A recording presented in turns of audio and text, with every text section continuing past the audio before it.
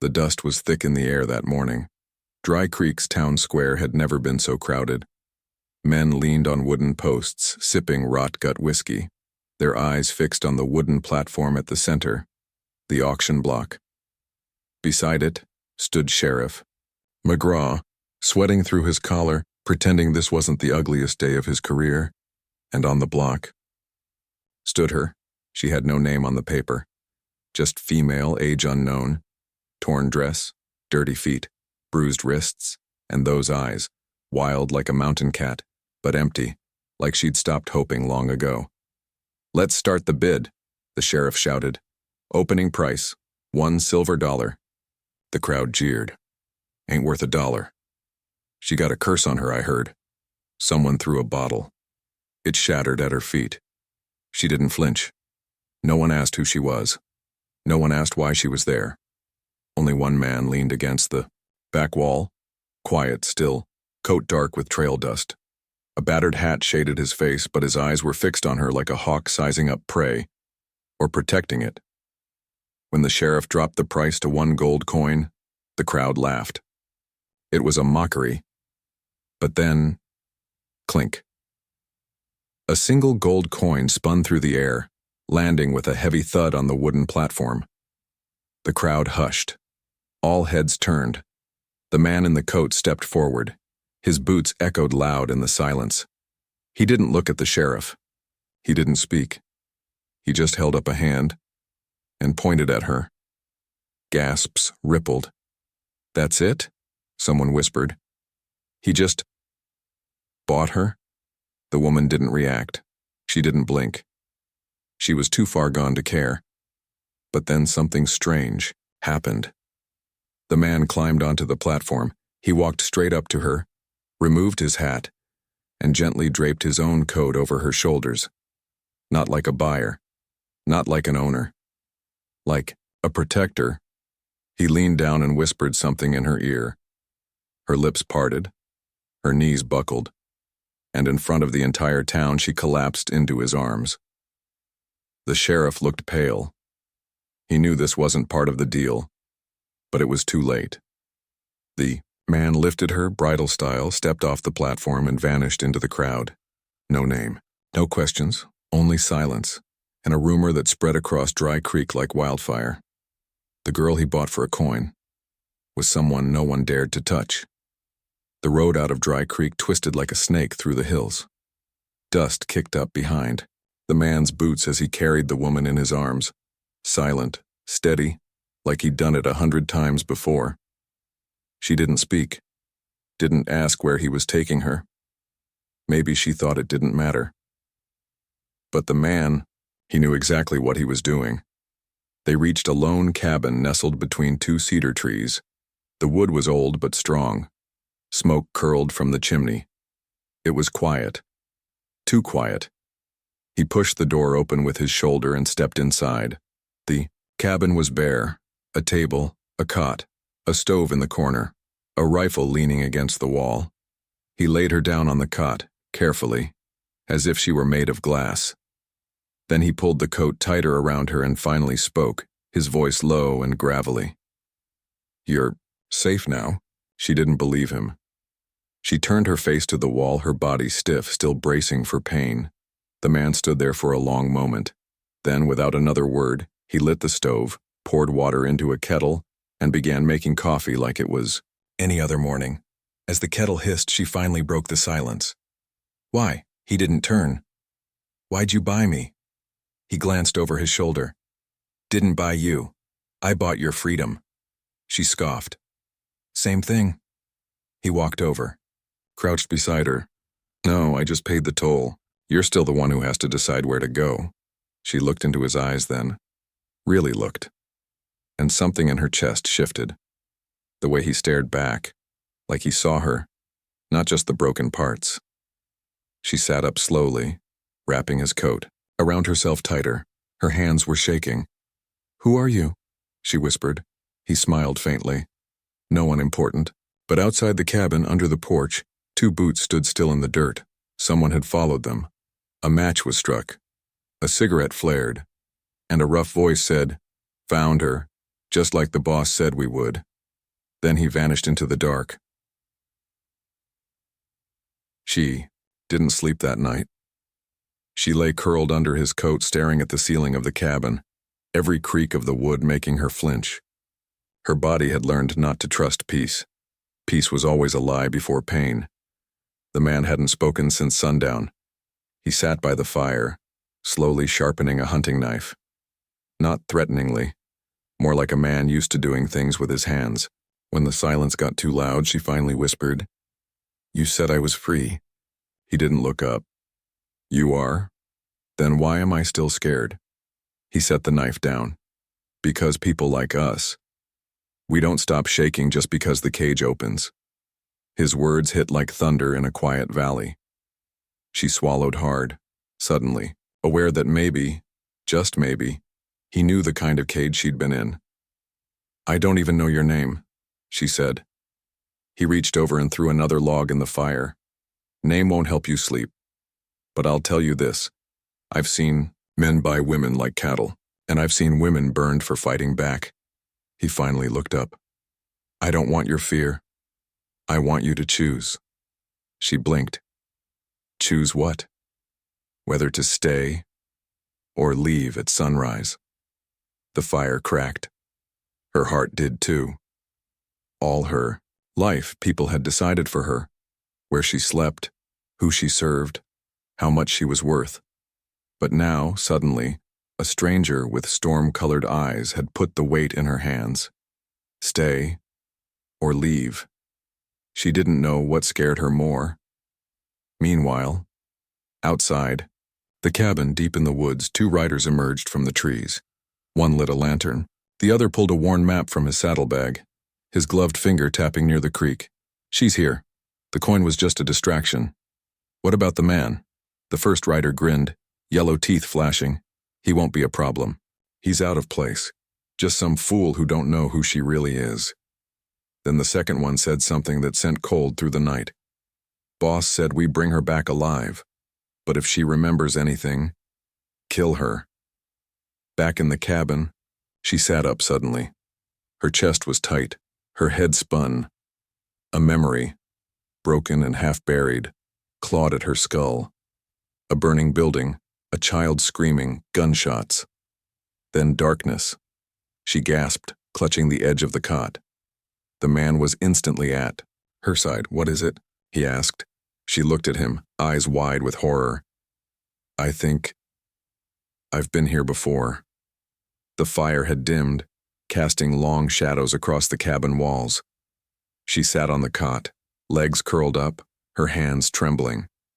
The man watched from his place, near the window, his rifle leaning against the wall within reach.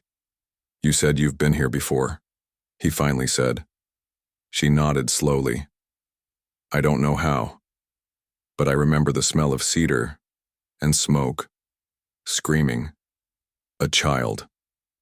Her voice cracked. She covered her face with both hands. The man stood up, walked to a shelf and poured her a tin cup of water. He handed it to her gently, not speaking. She sipped slowly. "I can't remember my name," she whispered. "I don't even know if it's real. I just know something bad happened here." The man sat down across from her, elbows on his knees. "Sometimes, forgetting is a gift," he said quietly. She looked up. "But what if I'm forgetting something I need to survive?" He didn't answer that, just stared into the dying flames, jaw tight. Outside, under the cloak of darkness, two figures approached the cabin. One crouched low behind a fallen log. "We go in now?" he whispered. The other held him back. "No. We wait. Let him sleep. Then we take her." "What if she remembers?" The second man grinned. "Then it's her last night." They vanished into the trees again, silent as shadows. Back inside, the woman had finally fallen asleep, fitful, twitching, her brow furrowed. The man laid a blanket over her, careful not to wake her. Then he walked outside onto the porch, moonlight spilling across his face. He lit a smoke and leaned against the post, his eyes scanning the dark tree line. His instincts buzzed. Something wasn't right. And then, a sound. Too soft for most ears, but not for his. He crouched instantly, hand on his revolver, and stepped silently off the porch. His boots barely touched the earth. 10 yards into the woods, he found a fresh boot print. Still warm, still deep. His jaw clenched. He turned back to the cabin. She wasn't just lost, she was being hunted. Back inside, she tossed in her sleep, the nightmare deepening. In her dream, she was running, through fire, through blood. She saw a man holding a baby. Her baby? The man fell. A masked face grinned down at her. You should have died with the rest. She woke up screaming. The man was already by her side, his revolver in hand. It's okay, he said. You're safe. She grabbed his shirt with both fists, her voice shaking. No, I'm not. They're coming. I remember now. They want me dead. She was trembling. The man sat beside her, both hands steady on her shoulders. His eyes were locked onto hers, not with panic, but focus. Tell me exactly what you remember, he said, voice low and calm. She gripped the blanket tighter. There was a house and burning. I was running with a child in my arms, a boy, maybe 2. There were horses, men shouting, guns. I fell. Someone ripped the child from me. Her breath caught. And then, nothing. The man's jaw clenched. Where was this? He asked. I don't know. But something about this land, this cabin, the trees. I think it was here. He looked at her a long moment. You said there were men? She nodded. One had a tattoo on his neck, a snake coiled around a cross. His eyes narrowed. That's not just any gang. Her voice cracked. Who are they? He stood, grabbed the rifle from the wall, and checked the chamber. They don't leave survivors, he said, but you did. Outside, the 2 men hiding in the brush watched the flickering firelight in the cabin window. She's waking up, one muttered. The other loaded his revolver. Then we better hurry. But just as they stepped forward, a shot rang out. Boom! Tree bark exploded beside them. The man stood in the open now, rifle raised, eyes cold as midnight. 1 more step, he called out, and I'll put you in the ground. The bush rustled. A voice snarled. You don't know who she is. She belongs to the boss. She belongs to no one, he said through clenched teeth. She's free. The 2 men took off into the woods. Fleeing, but not afraid. More like they had what they came for. He fired a warning shot above their heads, then lowered the rifle slowly. When he turned around, she was standing barefoot in the doorway, eyes wide, hands clenched, and a single tear ran down her cheek. I know who they are, she whispered. He walked up to her. And now, she looked up at him, voice low. I want to remember everything. But far away in a smoky saloon deep in the canyon towns, a man sat behind a table lined with gold. He picked up a photograph. Old, torn, singed at the corners. The girl in the picture had eyes just like hers. He smiled coldly and said to the man standing across from him, She's alive. The other man trembled. But she was supposed to burn with the others. The boss crushed out his cigar. Then burn the rest and bring her to me. The cabin was quiet again, but not calm. She sat at the table, her hands wrapped around a cup of coffee gone cold. Her eyes were locked on the flames in the hearth, but her mind was far from the cabin. He stood nearby, leaning against the wall, arms crossed, watching her breathe like she might shatter. I think they killed my family, she said softly. Like saying it too loud might bring the ghost back. He didn't speak, just nodded once, slow and steady. I saw the flames. I saw someone drag the child from my arms. I couldn't move. My legs, they wouldn't work. Then I woke up in a wagon, chained. The auction was the next thing I remember. She looked up at him, tears brimming. I was someone before all this. A wife, maybe. A mother. The man stepped forward, pulled out a small cloth-wrapped bundle from his saddlebag and placed it gently on the table. I found this in the wagon before I got you out.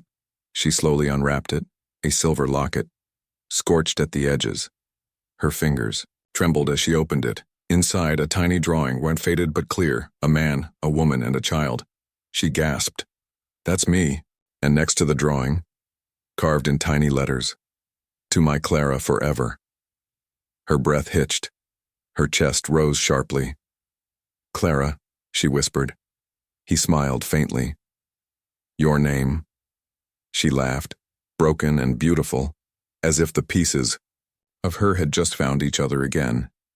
But before they could speak again, there was a thud on the porch. A note had been slid under the door. He rushed forward, rifle raised, yanked it open, no one there, just the note. He picked it up. 4 words scrawled in thick charcoal. We know. She's ours. He crumpled it in his fist, eyes narrowing. They're getting bolder, he muttered. Clara stood behind him now, shoulders squared, no more trembling. They're not taking me again. Miles away, the boss was loading bullets into a revolver. She remembers now, he growled. That's a problem. The bounty hunter nodded. Want me to finish it? The boss smiled cruelly. No, I want her to come to me. When she finds out who I really am, she'll walk into the fire herself. Back in the cabin, Clara looked at the man. You saved me once, but I'm not running anymore. He tilted his head. Then what?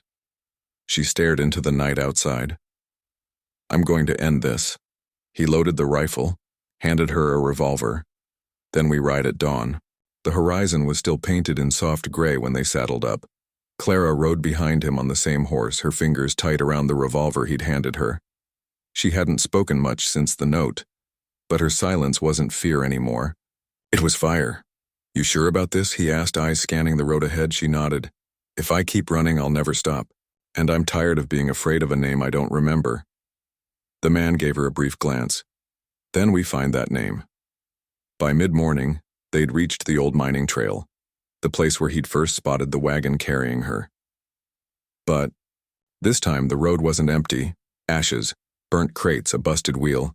She dismounted, walked over, her boots crunching in blackened earth. Something caught her eye. A piece of torn cloth, scorched, but still holding color. She picked it up. It was part of a child's shirt. Her hands shook. The fabric still smelled faintly of smoke and blood. He walked up behind her. They torched the wagon after the auction, covered their tracks. But why? She whispered. Why erase everything? He hesitated before speaking. Because you saw something, or knew something, something worth killing over. She stared at the cloth, and then suddenly, a flash hit her, a man shouting, a vault being opened, gold bars, documents, a signature, the snake tattoo on a wrist, a name, a face, a betrayal. She staggered back. I know what they're hiding. He grabbed her arm gently. What is it? I saw them rob a government shipment, military gold. I saw the man who ordered it. He's not just some gang leader. Her eyes filled with terror and rage. He was a marshal, a federal marshal. Back in the canyon, the boss rode through the dusty camp. Dozens of armed men straightened as he passed. He stopped by a small tent and looked at the scarred man waiting outside. She remembers, the boss said, and she'll come looking. What do you want us to do? The boss lit a cigar, smiling. Let her come. I want her to see the truth before I bury it. Clara sat by the stream, washing the soot from her hands. Her eyes were fixed on the water, lost in thought. He walked up and handed her a canteen. You okay? No, she said. But I will be. She turned to him, her voice steady now. I need to find that marshal, and I need to make him pay. He sat beside her. There's a price for that kind of justice. She looked straight at him. I was sold like cattle. My child is dead or taken. If justice costs me everything, I'll still pay. A long silence passed. Then he said, Then I ride with you. She reached out, took his hand, thank you. But her eyes, they were already somewhere else. Somewhere dark. Somewhere deadly. The sun dipped behind jagged cliffs as they entered the canyon trail. The man rode ahead, revolver holstered but loose. Clara rode behind him now, not as a helpless woman but as a ghost chasing justice. Each step their horses took echoed off the rocks like whispers of what had happened here, and what was about to. "You sure this is the trail they used?" she asked. He nodded. "Last time I followed it, it led me to the body of a preacher, shot in the back, boots stolen." Clara swallowed. "They don't just kill, they erase.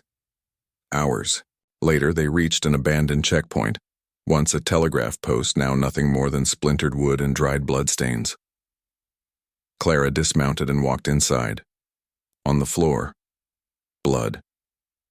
On the wall, a snake carved into the wood, its tail wrapped. Around a crucifix her knees went weak. "That's it. That's the mark I saw. The same one the marshal had tattooed on his hand." He crouched beside her, scanning the room. "Means we're close. Too close." Suddenly, a sound outside. Footsteps. Fast. He grabbed her, pushed her behind a broken cabinet and drew his revolver. Two men burst through the door, guns out, but not fast enough. Bang! The first one dropped before his boots cleared the doorway. Bang! Bang! The second fired wildly, missing, before Clara stepped out and shot him, clean in the chest. Her hands trembled, gun smoking. She stared at the body. He stood beside her, voice calm. "First time?" She nodded. "Yeah." He looked at her almost proudly. "You did what you had to." She whispered. "I didn't feel anything." "That's how you know you're not like them." They buried the men outside, quick and cold. No prayers, no names. Clara wiped her hands on her dress, eyes hollow. "Every time I kill one of them," she said, "I feel closer to remembering who I used to be." He nodded. "And when you do, I'll bury the last piece of her and become someone new." Back at the gang's hideout, the boss stared at a map. Dozens of red pins marked trails and towns. "She's not just surviving," he said. "She's hunting." His right-hand man swallowed hard. "Should we cut her off?" The boss smiled. "She wants answers. Let her come. She'll dig her own grave." That night, Clara and the man made camp near an old well. She sat beside the fire, cleaning the revolver. "Why'd you save me?" she asked. He poked the fire with a stick, sparks dancing upward. "Because I know what it's like to be owned." She looked at him, surprised. "I was a soldier, captured during the border wars, chained for months, left in the sun. I escaped, but not all of me made it back." Clara nodded slowly. "Then maybe we're the same." He gave her a small, broken smile. "No, you've still got something worth saving." But as they settled into silence, the wind shifted, and from the tree line, a pair of eyes watched them, waiting. The fire had died to a soft glow when she stirred from her sleep. The man was already awake, sitting against a tree, cleaning his rifle in silence. The moonlight painted his features cold and sharp, like he hadn't rested in years. She sat up slowly. "You sleep at all?" He shook his head. "Didn't used to. Old habit." Clara stared into the dying embers. "What if I don't recognize who I used to be? What if I don't want to?" He didn't answer right away. Then he said, "Then burn what's left and build something new." As they packed up camp, she noticed something tied to her saddle, a strip of cloth, knotted tight. She pulled it free. It was red. She turned it over. On the inside, stitched faintly in gold thread. "For CE, I'll find you." Her breath caught. That wasn't just a rag. It was from her husband's uniform. He used to tie it around his wrist. She looked at the man beside her. "This wasn't here last night." His expression darkened.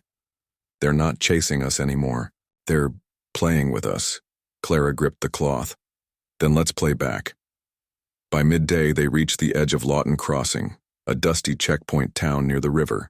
The kind of place where lawmen drank with thieves and no one remembered anyone's real name. But when Clara dismounted, every head in the saloon turned, and one man stood up slow, his badge gleaming like gilt under the lanterns. "Clara Everett?" the marshal said. She froze. The sound of her name, full name, hit her like a slap. He smiled crooked. "Took a while to clean you up. You looked better last time I saw you." Screaming and chained. The man beside Clara stiffened, hand twitching toward his gun. "Don't," she whispered to him. She stepped forward. "Who are you?" she demanded. The marshal looked amused. "Your husband's best friend, remember? He trusted me to protect you. Then he died in that raid." Clara's jaw clenched. "You were there." He nodded. "And I watched you get taken." Didn't lift a finger. Know why? He leaned in. "Because your husband stole something from me. A list, a ledger, with names." Her voice cracked. "You had him killed. And you?" he whispered. "You were just payment. Sold to the highest bidder. 1 gold coin, that's all it took." Bang! The punch came before she could stop herself. His head snapped sideways, blood at the corner of his lip. He laughed. "See some fires still in there." The man beside her stepped forward, gun drawn, but the marshal only raised his hands. "Go ahead. Shoot me in front of all these people. You'll be hunted to the ends of the territory." Clara spat on the floor, then run. The marshal smirked and walked away, but not before whispering, "Find that ledger, Clara, or everyone you meet dies like your child."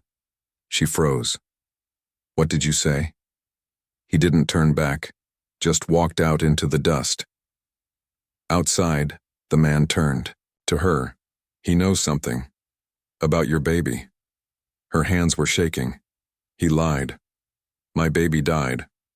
Or maybe," he said slowly, "they told you that, so you'd never come looking." They rode fast out of Lawton Crossing. Neither of them spoke for miles. Clara's jaw was clenched so tight it hurt. That name, that ledger, kept ringing in her ears. If her husband had been killed over it, and if their child had been part of the price, then revenge wasn't just justice anymore. It was survival. They camped near a half-burnt chapel hidden by the canyons. Clara sat on the broken steps, staring at the stars through the collapsed roof. The man brought her some coffee. She took it without a word, her eyes locked on the sky. "Remember something?" she finally whispered. He sat beside her. "The night before the raid, my husband told me to hide something. He said, if I don't make it back, it's in the hollow under the floorboards, under the pulpit. Hide it from everyone, or even his friends." She turned to him. "This is the chapel." They tore through the chapel's rotted boards like wild animals. Dust, termites, snake nests. Then, a thud. She dropped to her knees and peeled up the cracked wooden plank. There it was, a leather pouch, wrapped tight, soaked through with age. She opened it. Inside, brittle papers, ink barely legible, a ledger, dozens of names, handwritten, some with red X's, others circled. At the top, property transfers, dry order ledger. And below it, Federal Encrypt. She gasped. These weren't just criminal records, they were sales, women, children, land, all under the protection of a federal marshal's seal. "It's all here," she said. "Every name, every betrayal, every sale." He crouched beside her, staring at the names. Then he froze. He pointed to one line. "Everett Clara, assigned, Marshall C. Tannick, auctioned at Site 7. Her breath hitched, then her eyes trailed further. Next line, Everett, infant M, unassigned, status, hold, location, Lockwood. She covered her mouth, eyes welling. "He's alive." The man grabbed her arms. "Clara, Lockwood is a town, a real one. If this is true." She clutched the paper. "Then they didn't kill him. They shelved him." He nodded. "As leverage, in case you ever came back." Suddenly, A shot rang out. Bang! The bullet hit the stone next to her head. They dove behind the broken pulpit as more shots cracked through the night. Snipers, he muttered. They were waiting. How'd they know we were here? He looked at the papers. We just woke. The devil. Clara rolled to the side and fired blindly through a hole in the wall. Screams followed. One man dropped. Then a voice rang out. Hand over the ledger, or we torch the whole chapel with you inside. She clutched the pouch tight. He looked at her. If they get it, you'll never see your son, she whispered. Then I burn before I give it to them. Smoke still curled from the bullet hole near her head. Clara and the man stayed low behind the pulpit. Outside, shadows moved. Slow. Deliberate. They're waiting for us to run, he muttered. Then we give them something to chase. She lit a scrap of cloth from the fire and tossed it toward a broken window. It caught the dry drapes instantly. Smoke exploded upward, a fiery curtain between them and the snipers. Now, he shouted. They burst through the chapel's back, guns out, diving into brush as flames roared behind them. The fire ate the night, blinding the men circling the front. Bullets hissed after them, but none caught.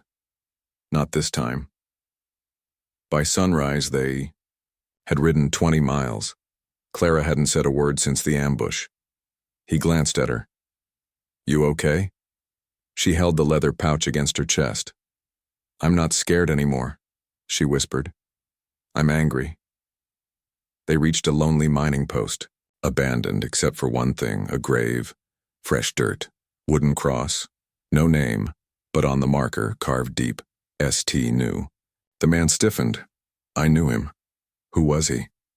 An old lawman. Quit when the system turned rotten. He used to collect secrets. Said if he ever died, it wouldn't be from age. Clara looked at the grave. Then he was silenced. They opened the pouch again, checking the ledger. Suddenly, Clara froze. A page was gone. She flipped through. No, it was here. I saw my son's name. The man checked the seams. It had been ripped out. There's only one man who could have done this, he said grimly. Who? Sheriff Hayworth, Lockwood's top badge. He used to be part of the Marshal's Council, the same one that ran the auctions. If someone's guarding your boy, it's him. Clara's fingers curled around her revolver. Then Lockwood's going to remember my name. They reached a river bend by noon. Across it, hills, windmills, and a rust-covered sign. Welcome to Lockwood. Population?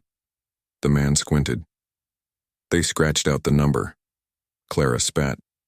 Because people who enter don't always leave. They stabled the horses in a thicket and approached on foot. The town was strangely silent. Too clean. No drunkards, no dust. Just wooden houses with curtains closed tight. Then, the first sound. Children laughing. They turned to see a group of small kids skipping rope in an alley. Clara watched them closely. One of the boys had sandy blonde hair. Her heart skipped. The man held her back. Wait, she whispered. That could be. But before she could move, a man stepped into view. Tall, silver-bearded, sheriff star dull on his chest. Hayworth. He looked straight at them and smiled. I've been expecting you, he said. They followed him into the sheriff's office. Inside, maps lined the walls. But not of territory. Maps of women. Red strings, names, numbers. At the center, Clara's face. A dagger stabbed through it. She didn't flinch. Hayworth poured a drink and sat. You really think we auctioned you for a coin? He asked. That was just the public show. Clara narrowed her eyes. Then what was the real price? He leaned back. Control. She stepped forward. You have something of mine? He tapped his chest. I've got many things. Then reached into his drawer and placed a locket on the table. She gasped. It was hers, the one she buried with her baby. He's alive, she whispered. Hayworth nodded. And he calls me Papa. The locket lay on the sheriff's desk like a severed nerve.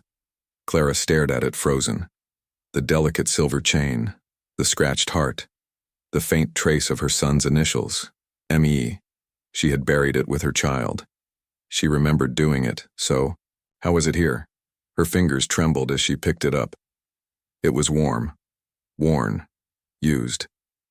You took this from him, she whispered. Sheriff Hayworth smiled. He still clutches it when he cries. Her knees nearly gave out. The man beside her stepped forward, fury in his eyes.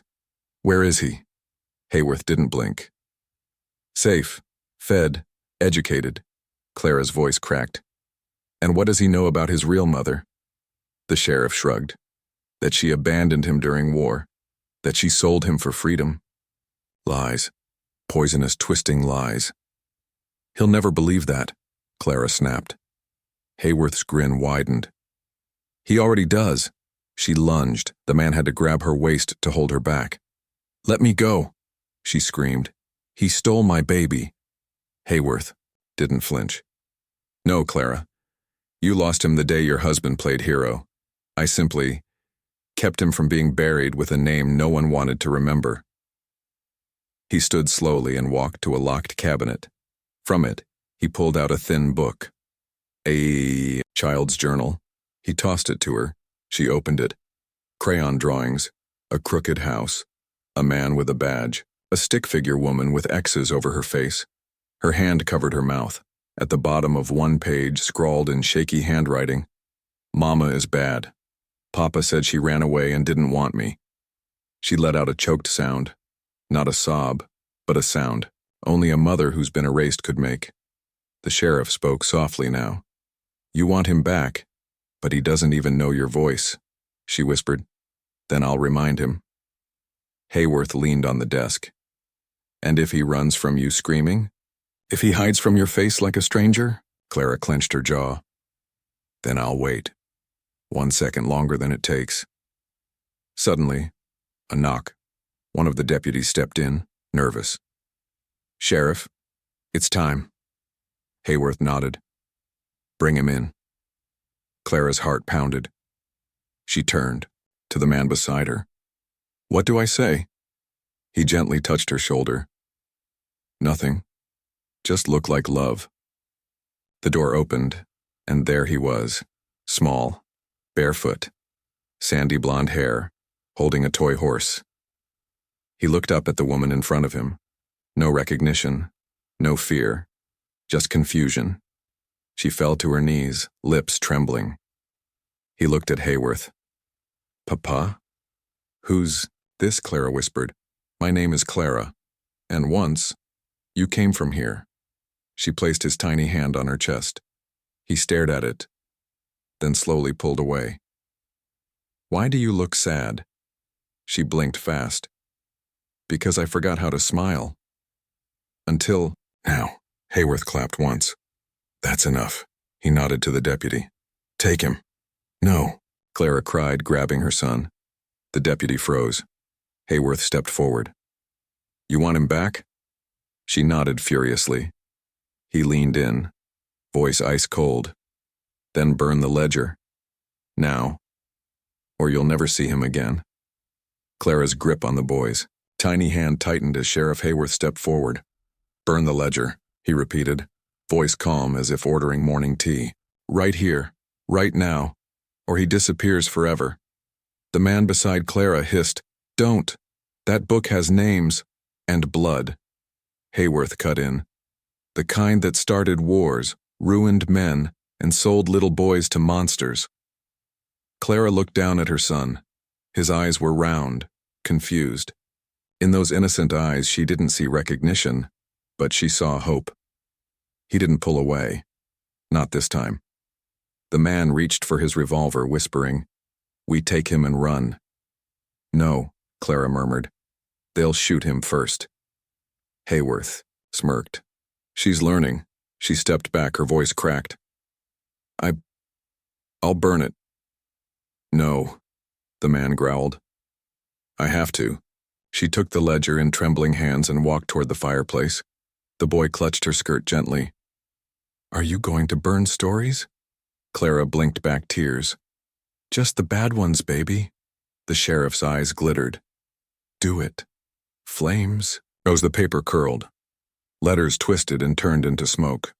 Names, Hundreds of them, lost forever in the fire.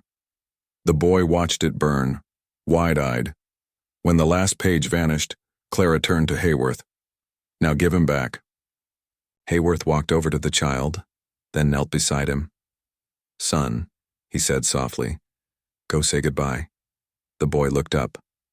"Goodbye?" Clara's heart shattered. Hayworth looked straight at her, expression blank. "He's going with the judge. Now. You may have earned a moment, but not forever." The boy turned toward Clara. "Can I hug you?" She fell to her knees.